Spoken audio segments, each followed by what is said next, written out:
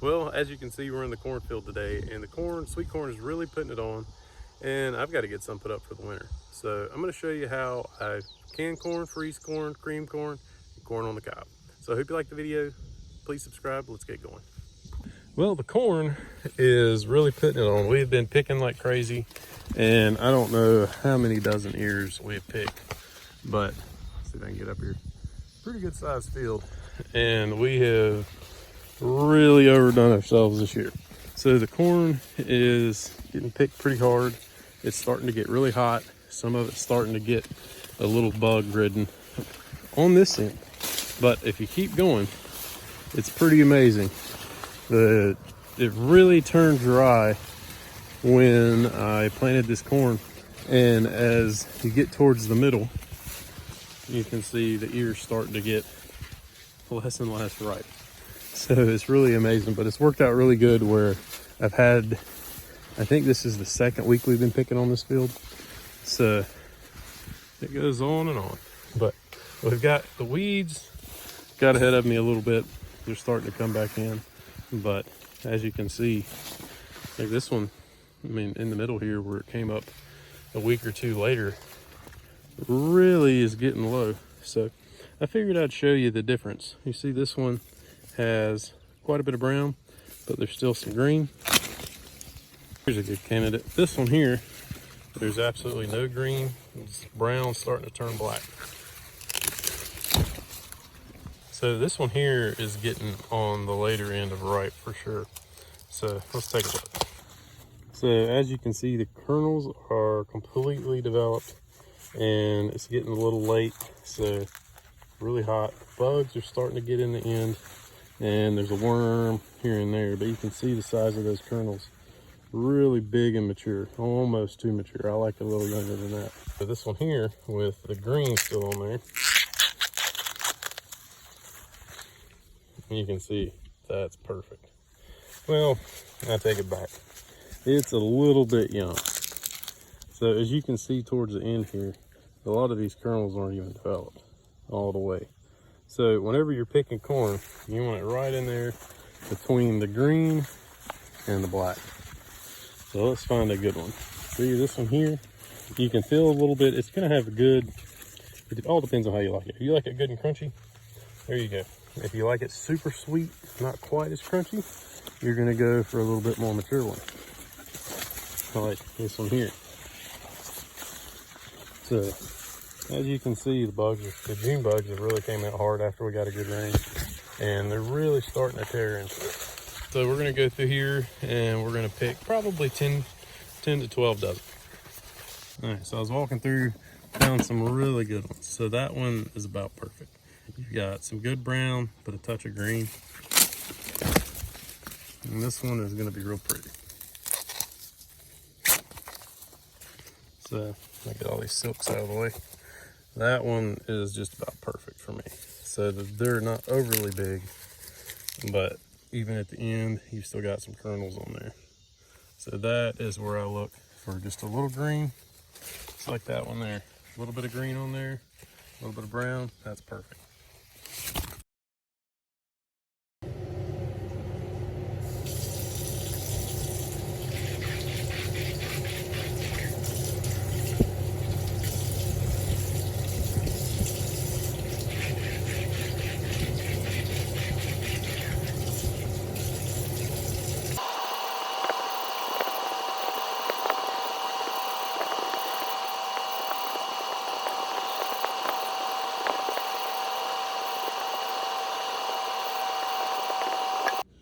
Well, we're cutting off corn today, and my favorite knife is probably a little 6-inch Rapala.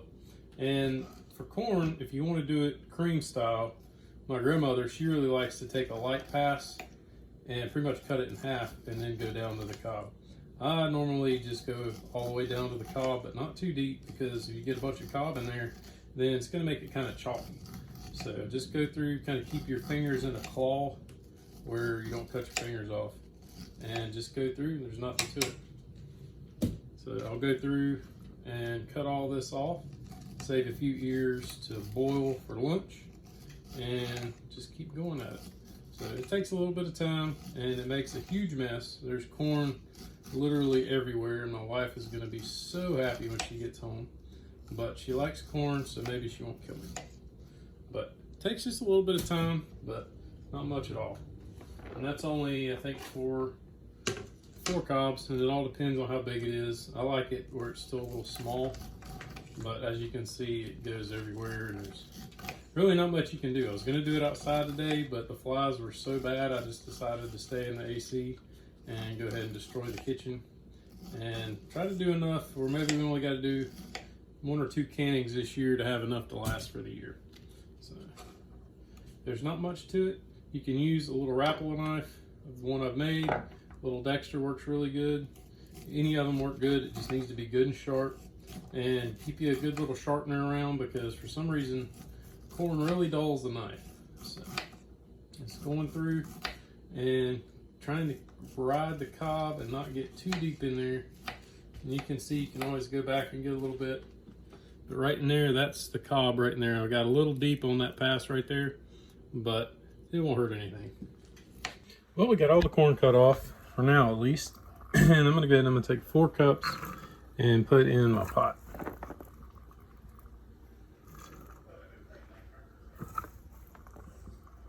I think I'm gonna go with 3. That'll be good enough for lunch. So I've got 3 cups of corn in here, and I've got just enough water in here where all the corn is not submerged. So almost, but not quite. So I'm gonna go ahead and cut this on about medium high and let this cook for about 10 minutes. And I've got another pot over here, just boiling water. Cut it off because I was getting behind. Go ahead and bring that back up to a boil. And this I'm going to go ahead and stick in the refrigerator, because you got to be really careful with corn. It'll start to sour on you, and then all that work's going to waste. All right, we got our water up to a boil. I'm going to go ahead and stick my corn in here and try not to burn myself. So I just try to get enough to cover 5 or 6 years, and that'll be enough for us for lunch. So I'm just going to rotate it every once in a while, let it keep boiling for about 10 minutes. So I've got our 3 cups of corn in here with a little bit of water, and I'm just going to kind of give it a little stir every once in a while. And I'm going to go ahead and add, could help on a salt in there. I'm going to go ahead and add just a little bit of pepper. The family's not big on peppers, so we're going to go light on the pepper. All right, and I'm going to let that cook for about 10 minutes. Well, we're cooking now, so we're going to let that simmer a little bit longer. Corn is just about done. I'm going to go ahead and make my thickener for the cream corn. I got a 1/4 cup of sugar. Now I'm going to add just a touch more pepper, not a whole lot. This pepper shaker is really slow. So another dash of pepper, another little dash of salt. And then now I'm going to add about 2 tablespoons of all-purpose flour. And again, this is all-purpose, so I'm going to add 2 tablespoons of all-purpose flour. And actually, I'm going to go, well, no, let's do 2. We can always add a little more. I'm a little rusty. We've been out of corn for a long time, so I haven't made any in a while. So now I'm going to add 1 cup of milk. All right, so I've got my 1 cup of milk in here, and I'm just going to whisk this together real good and break up all the clumps of flour. I'm beginning to think I might should have put 3 tablespoons of flour, but we're gonna go with it and see. We can always add a little more thickener, and it's all kind of how you like it. If you like it, your cream corn a little runny, you like it a little thicker. I like mine on the thick side. Everybody else seems to like it a little thinner, but almost like corn gravy. I'm gonna get this good and mixed up, and then I'm gonna add it here in a few more minutes to the cream corn. All right, so it's been right about 10 minutes, and you could let it go 12. It kind of depends on how you like it. I like mine with a little crunch to it, so I go about 10 minutes. So I'm gonna get my little handy dandy grabbers here, get it out on a plate, let it cool off a little bit, and as soon as it cools off just a little bit, I'll go ahead and butter it up with a little bit of salt, or you can put a little bit of Cajun season, mayonnaise, however you like it.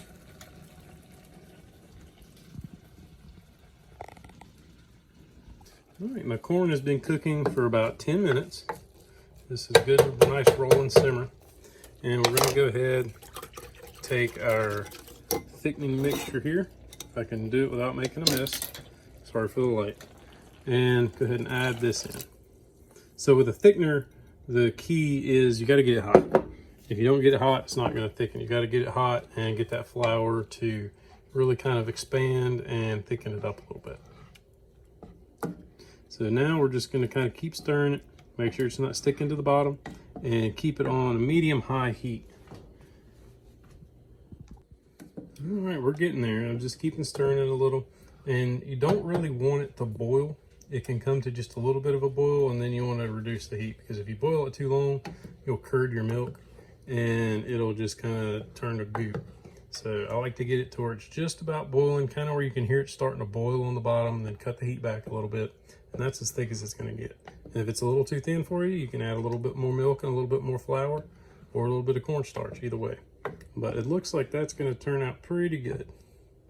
So you can see it's got just a little bit of a light gravy. I'm going to let it keep going for just another minute or two until it gets real close to a boil. Alright, so you can see I haven't stirred it for a second, so it's just starting to get there. Let it go just a little bit longer. And that's kind of, I think, at least in my opinion, that's the key to getting a gravy or cream, anything with a thickener in it, with using flour or cornstarch. You got to get it hot. If you don't get it hot, it's not going to get a good thick consistency. And I think that's going to turn out just right. So once that cools off a little, I think we'll be good. I'm going to let it cook just a minute longer. All right, I think we're about there. So that's about as thick as it's going to get. Once it kind of starts to boil a little, that's pretty much as thick as you're going to get it. And like I said, if you want it a little bit thicker than that, you can add just a little bit more milk and a little bit more flour, and it'll thicken it up. But that's going to be about perfect, really. Once it cools, as it cools, the consistency is going to get a little thicker. All right, so I'm going to take this off the heat and let it rest for a little bit. Well, it turned out pretty good. It's cooled off now, and it turned real nice and creamy. So 2 tablespoons was just about right for 3 cups of corn. And you can make it a little thinner by adding just a little more milk, a little thicker by adding a little more flour. I've got my bands and lids boiling. Got my jars in the oven, heating up, sanitizing everything. And we're going to get ready to start packing jars and canning corn. Well, I just got my jars out of the oven. They're good and hot. And I'm going to cold pack the corn. Each jar, these are pint jars, so they're going to get about 2 cups. And then I'm going to take something and just kind of pack it down in there to get a little bit of airspace out. And then I'll come back through, put a teaspoon of salt in each one, and fill each one up with boiling water. And then they'll go in the pressure canner.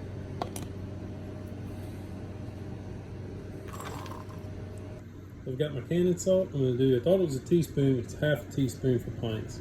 I'm going to do that for each pint. I'm going to put a half teaspoon of canning salt.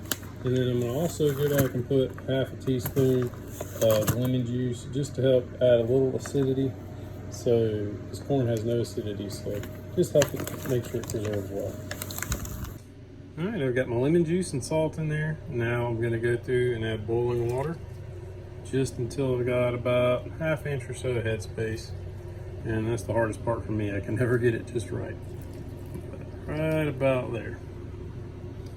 So I'm just going to go through, do all that, and be real careful with my bands. I've got those sanitized on a clean cloth, and going to get everything, try to keep everything as clean as I can, and be careful with my lids, not to touch my lids, and keep on going.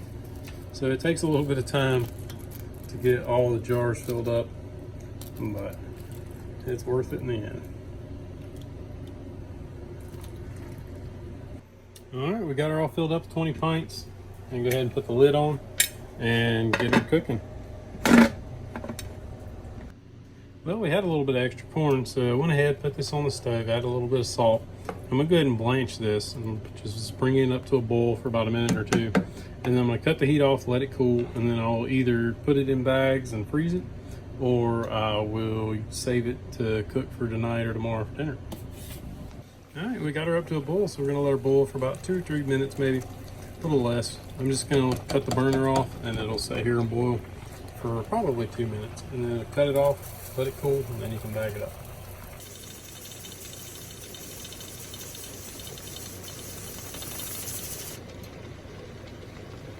All right, she's up to temperature. Go ahead and cut her back just a bit.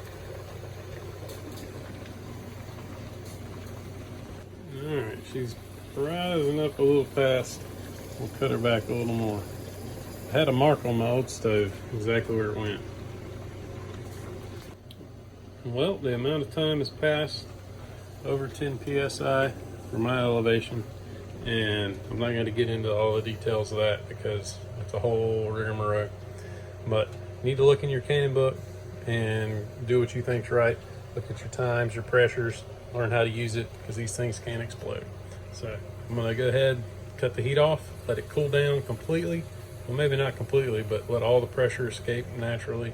And then I'll take the weight off, give it a few minutes, and then we'll get the corn out. Well, this is the second batch, and I let the pressure valve go down for 10-15 minutes. Took the weight off, waited another 10 or 15 minutes, and should be good to go. So we're gonna see. The last one we had a jar lid blow off. Hopefully this one we're all good. Looks good. I did get one. I don't like it when they do that, but those will be put in the refrigerator. But I only see, well, I guess I got two.